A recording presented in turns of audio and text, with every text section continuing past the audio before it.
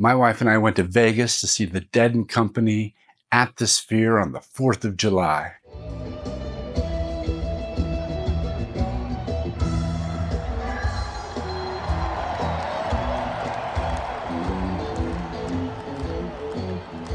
And I bought a couple records.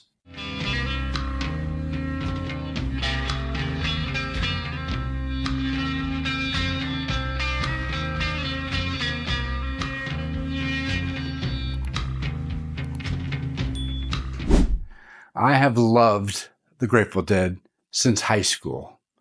I've collected the vinyl, the posters, the cassettes, the live shows for almost 40 years now. I recently did a video showing my Grateful Dead vinyl and bootlegs. Click here to see that video. This was the second time we saw the Dead and Company. It's the first time at the Sphere. We had really good seats. I was very happy with where we were sitting. Normally, I don't like the third level, but it's a great spot to see at the Sphere. All the visuals, all the screens, all the LEDs, it was really nice. If Jerry Garcia was there and he was playing, I'd want to be front row. At the end of the video, I have various clips of the show and the screens. Stick around for that. I have about 8 minutes of footage. Before we went to the show, we went to Shakedown Street, which was inside at the Tuscany Hotel. Shakedown Street is the name of one of the Dead albums and songs from 1978. It's also where the Dead vendors go to sell their merchandise and mingle with other fans. In years past, Shakedown Street was kind of shady, full of drugs, nitrous balloons, and crazy stuff. This was pretty tame. I bought a hat. I bought my wife a hat. There was some vendors had signs looking for tickets. After Shakedown Street, we hit 2 record stores. The first one was 11th Street Records. 11th Street was nice. It had a lot of cheap records, at least records I've never heard of, and they were cheap. The store was bright and open. It had a really nice wall, but they were just cheap items. There was nothing rare or interesting to me. I got out of there without buying anything. The next store was Moonbeam Records. It was much bigger, had a great wall with some rare and expensive things. It had a really good collectible bin, lots of Psych, lots of rock. After just going through the A's and the B's, I realized I had to go through every letter of the alphabet. It turns out the owner had priced everything I was interested in at the high end of Discogs, often higher than the highest sold. Really frustrating. I brought to the counter a stack of probably 30 records, hoping to make a deal. The best he could offer was no tax if I paid cash. I wasn't going to pay the Discogs high for all of these, so I put everything back except for these 2 records. The Superfine Dandelion. The Superfine Dandelion was a psychedelic rock band from Phoenix, Arizona. Their self-titled album, the only album they've released, came out in 1987 on Mainstream Records. I love Mainstream Records. Lots of cool psych rock bands on that label that I have. Big Brother in the holding company, Bohemian Vendetta, December's Children, Eli Pop, Freeport, Jelly Bean Bandits, Josephus, Stone Circus, the Tangerine Zoo, Amboy Dukes, the Tiffany Shade. All of these are in my collection. Anyway, nobody bought the album and the band broke up the next year in 1968. Rick Anderson, the bass player, went on to form the band The Tubes. This album blends folk, rock, and psychedelia. Sounds similar to bands like The Byrds, the Beau Brummels, and Buffalo Springfield. The standout track, The Other Sidewalk, is noted for its dreamy guitar riffs and atmospheric sound. It's probably the most trippiest of the songs.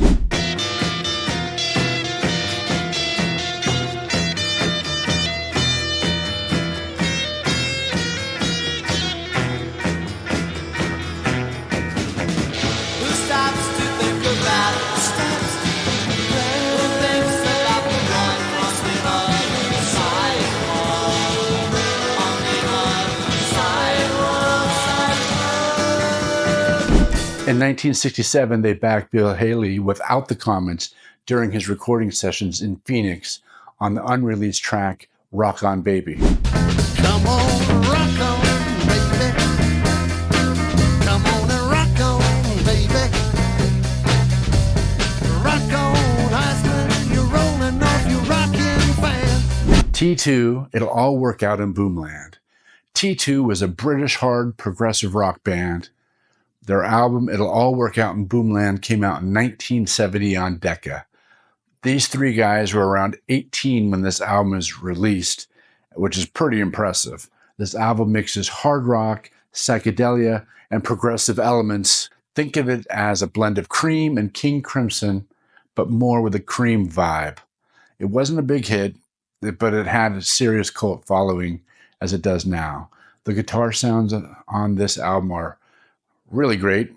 The drummer, Peter Dutton, he's the drummer, the lead singer, and the songwriter. He was a really good drummer. It's not often you find a rock band led by a drummer who writes all the songs. A great track is No More White Horses. The guitar solo at the end of the song makes this album worth having.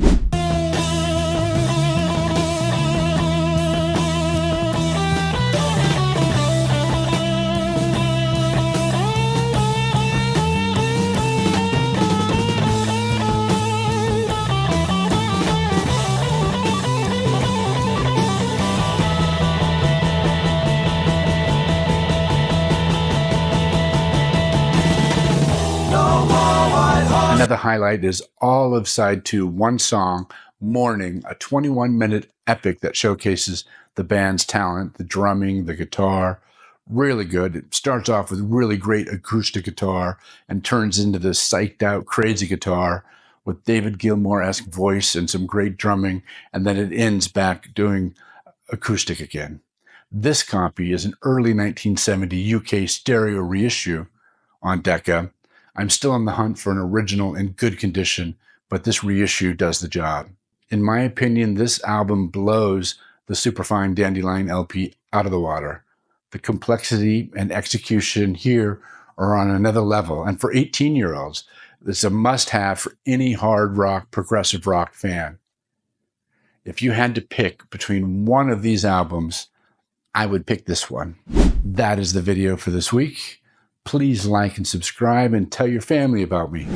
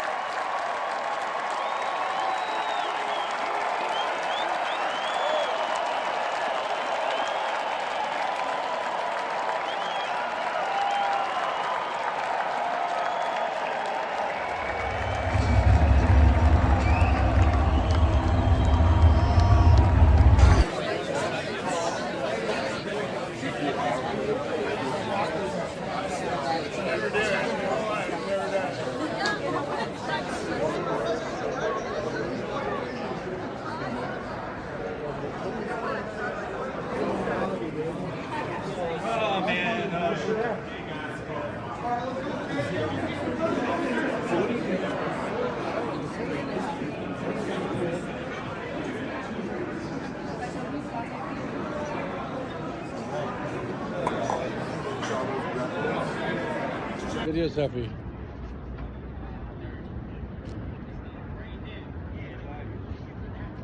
Video selfie, hi! Wow. One more, and we stop right there.